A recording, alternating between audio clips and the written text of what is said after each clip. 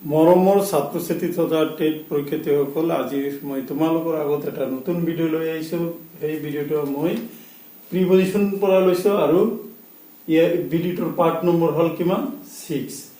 এই part number 6ত আমি uses of since and for প্ৰিপজিশ্যনৰ বিষয়ে পঢ়িম। গতিকে মৰমৰ ছাত্ৰ ছাত্ৰী তথা টেট পৰীক্ষাৰ্থীসকল, তোমালোকৰ যিবিলাক ছাত্ৰ ছাত্ৰী এতিয়ালৈকে মোৰ চেনেলটো ছাবস্ক্ৰাইব কৰা নাই, তোমালোকে চেনেলটো ছাবস্ক্ৰাইব কৰিবা আৰু অনাগত দিনত মই আপলোড কৰা নতুন নতুন ভিডিঅ'ৰ আপডেট পাবলৈ বেল আইকনত ক্লিক কৰিবা। আৰু যেহেতু এইটো এটা নতুন টপিক আৰু ভেৰি ইম্পৰ্টেণ্ট ফৰ ইউৰ এক্সামিনেশ্যনছ, চ' তোমালোকে ভিডিঅ'টো স্কিপ নকৰি সম্পূৰ্ণ ভিডিঅ'লৈ চাবা। এতিয়া আমি আহোঁ মেইন পইণ্টলৈ। আজি আমি তেতিয়াহ'লে কি পঢ়িম? সিন্স আৰু ফৰৰ ব্যৱহাৰ কৰিম। আমি যেতিয়া প্ৰেজেন্ট পাৰফেক্ট কন্টিনিউয়াস টেন্স পঢ়িছিলো, তাত কিন্তু সিন্স আৰু ফৰৰ ব্যৱহাৰৰ বিষয়ে আলোচনা কৰা হৈছিল। কি হৈছিল? সিন্স আৰু ফৰ, সিন্সে নিৰ্দিষ্ট ব্যাপক সময় বুজালে সিন্স ব্যৱহাৰ হয়, আৰু অনিৰ্দিষ্ট মানে নিৰ্দিষ্ট নহয় সেনেকুৱা ব্যাপক সময় বুজালে ফৰ ব্যৱহাৰ হয়। দ্যাট মিন্স সিন্স তো পয়েন্ট অফ টাইমৰ বুলিকে ব্যৱহাৰ হয় আৰু ফৰ তো পেৰিয়ড অফ টাইমৰ বুলিকে ব্যৱহাৰ হয়। এতিয়া আমি সিন্স আৰু ফৰৰ ব্যৱহাৰৰ মাজৰ পৰা সিন্সটো আৰম্ভ কৰো। নম্বৰ 1 ব্যৱহাৰটো হ'ল নিৰ্দিষ্ট ব্যাপক সময় বুজাবলৈ, that means point of time বুজাবলৈ সিন্স প্ৰিপজিশন নাউন বা প্ৰনাউনৰ আগত বহে। ওকে, এইটো কি হ'ব? দে উদাহৰণ কি? নিৰ্দিষ্ট মানে নিৰ্দিষ্ট কৰি বুজালে যে কিমান সময়ৰ পৰা বা পয়েন্ট অফ টাইমটো পয়েন্ট কৰি দেখালে তাৰ আগত কি বহিব? সিন্স প্ৰিপজিশন বহিব। যেনেকুৱা they have been living hair since 2010, সিহঁতে ইয়াত 2010 চনৰ পৰা বসবাস কৰে। গতিকে ইয়াতে কি বহিব? সিন্স প্ৰিপজিশন বহিছে। I have not seen him since Friday, since Friday বুলি কৈছে, গতিকে ইয়াতে আমাৰ কি হৈছে? সিন্স ব্যৱহাৰ হৈছে। Number 2 used, since is used to express when something started, যেতিয়া কোনো কিছু আৰম্ভ কৰা হয় তেতিয়া কি হয়? সিন্স প্ৰকাশ কৰা হয়, হয়নে? যেনেকুৱা I have known him since 2015, মই তেওঁ 2015 চনৰ পৰা জানো। বুজি পাইছানে? তো এই দুটা হল তোমালোকৰ সিন্সৰ ব্যৱহাৰ। এতিয়া আমি আহিম ফৰৰ ব্যৱহাৰ লৈ। ফৰ মানে কি? মই কি কৈছিলো? Period of time, that means ব্যাপক সময় বুজাবলৈ বা যিটো এইটো অনিৰ্দিষ্ট টাইমটো কোনো নিৰ্দিষ্ট কৰি নোযাব। গতিকে ফৰটো কি বুজাব? যে টাইমটোক তোমাৰ কোনো ধৰণৰ নিৰ্দিষ্ট কৰি নুবুজাব। সেনেকুৱা অৰ্থ প্ৰকাশ কৰিলে আমাৰ সাধাৰণতে কি হয়? ফৰৰ ব্যৱহাৰ হয়।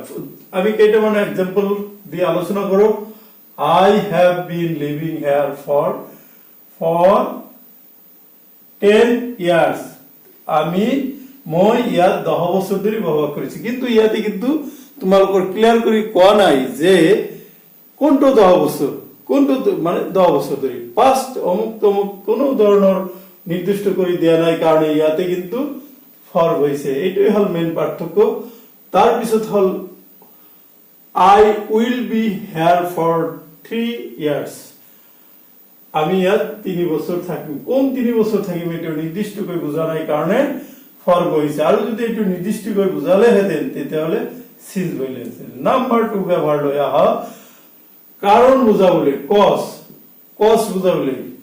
কাৰণ বুজাবলৈ কি হয়? ফৰ প্ৰিপজিশনৰ ব্যৱহাৰ হয়। মানে কিহৰ কাৰণে হল, কিহৰ কাৰণে গৈছে এনেকুৱা অৰ্থ প্ৰকাশ কৰিলে। He was punished for bad conduct, বেয়া আচৰণ কৰাৰ কাৰণে তেওঁক কি দিয়া হৈছিল? পানিছড দিয়া হৈছিল। গতিকে এই ফৰটো কি? কাৰণ বুজাওতেও ব্যৱহাৰ কৰা হয়। নাম্বাৰ 2 এক্সাম্পল হল কি? He could not do this for want of money, তেওঁ এইটো মানিৰ কাৰণে কৰিব নোৱাৰিব, হয়নে? নোৱাৰিছিল।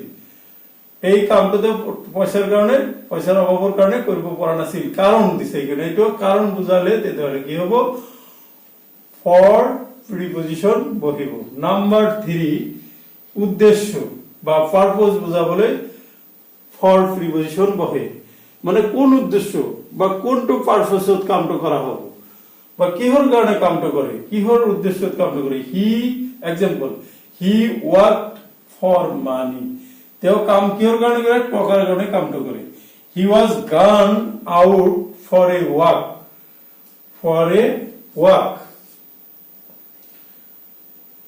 for a walk কি he has gone out for a walk কিহৰ কাৰণে গৈছে খোজ কৰাৰ কাৰণে কি উদ্দেশ্যত গৈছে খোজ কৰাৰ উদ্দেশ্যত it very important exercise is good for health exercise কি হেলথৰ কাৰণে ভাল মানে আমি এক্সাৰসাইজ যদি কৰো হেলথৰ কাৰণে কি হ'ব বহুত ভাল হ'ব বুজি পাইছা গতিকে এইখিনি আছিলে তোমাৰ 3 লৈকে ফৰৰ ব্যৱহাৰ এতিয়া আমি আহো 4 নম্বৰ ব্যৱহাৰ লৈ ইতিমধ্যে আমি কি পালো ফৰৰ 3টা ব্যৱহাৰ পালো এই 3টা পিছত আৰু 3টা ব্যৱহাৰ কৰিলে আমাৰ ফৰৰ ব্যৱহাৰৰ বিষয়ে মোটামুটি হৈ যাব গতিকে মৰমৰ ছাত্ৰ ছাত্ৰীসকল তথা টেট পৰীক্ষাৰ্থীসকল তোমালোকৰ ভিডিওটো যদি ভাল লাগে ভিডিওটোত এটা সৰুকৈ লাইক দিবা আৰু কমেন্ট বক্সত কমেন্ট লিখিবা আৰু যিসকল ছাত্ৰ ছাত্ৰীয়ে বুজাত অলপ অসুবিধা পাইছা তোমালোকে কমেন্টত তোমাৰ অসুবিধাটো জনাব পাৰা মই তোমালোকৰ অসুবিধা সলিউশন কৰি দিবলৈ চেষ্টা কৰিম গতিকে আমি আহো ফৰ প্ৰিপজিশনৰ 4 নম্বৰ ব্যৱহাৰ লৈ ফৰ প্ৰিপজিশনৰ 4 নম্বৰ ব্যৱহাৰটো হল পক্ষেৰ অৰ্থ কাৰ পক্ষে কাৰ হকে এনেকুৱা কাৰ পক্ষত আছে এনেকুৱা অৰ্থ প্ৰকাশ কৰিলে কি হয় ফৰ প্ৰিপজিশনৰ ব্যৱহাৰ হয় যেনেকুৱা he did this for his friend কাৰ পক্ষে কৰিছে তেওঁ এইটো তাৰ ফ্ৰেণ্ডৰ পক্ষে কৰিছে গতিকে এনেকুৱা ধৰণৰ অৰ্থ প্ৰকাশ কৰিলে কি হয় ফর প্রিপজিশন বহে নাম্বার 5 সত্ত্বেও অর্থ সত্ত্বেও in spite of মানে সত্ত্বেও for all his health he was not happy তেওঁ কিন্তু হ্যাপি নহয় for to ইয়াতে হৈছে অভিমুখে ডিরেকশন লাস্ট টার্ম অভিমুখে বা ডিরেকশন বুজাবলৈ হলে বা বুজালে আমি কি প্রিপজিশন ব্যবহার করব ফর প্রিপজিশন ব্যবহার করব গতিকে আমি এই ফর প্ৰিপজিশনৰ কেইটা 6টা মান ব্যবহাৰ কৰব নাম্বাৰ 1 আছিল সাধাৰণ ব্যাপক সময় বুজাবলৈ অৰ্থাৎ পিৰিয়ড অফ টাইম বুজাবলৈ তাৰপিছত কাৰণ বা কজ বুজাবলৈ তাৰপিছত উদ্দেশ্য বা পাৰপোজ বুজাবলৈ তাৰপিছত পক্ষে অর্থ কি হয় ফর ব্যবহার করা সত্ত্বেও অর্থ ইন স্পাইট অফ অর্থ ফর ব্যবহার আর অভিমুখে বা ডিরেকশন অর্থ ফর ব্যবহার হয় গতিকে মৰমৰ টেট পৰীক্ষাৰ্থী তথা ছাত্ৰ ছাত্ৰীসকল তোমালোকে নিশ্চয় আজিৰ ভিডিঅটো ভালকৈ বুজি পাইছা থ্যাংক ইউ